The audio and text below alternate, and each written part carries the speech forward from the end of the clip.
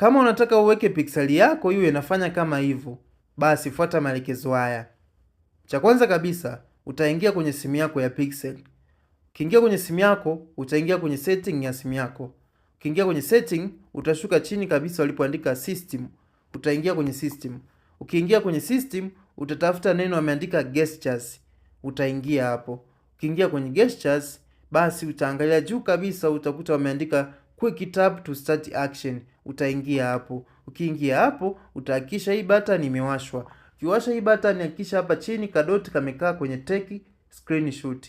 Hapo utakuwa na uwezo wa kubonyeza mara 2 nyuma ya simu yako ili kuchukua screenshot. Umeona Kama hujanifollow basi ni follow. Na pia like na comment. Hakuna simu ngumu kwa simu hizi.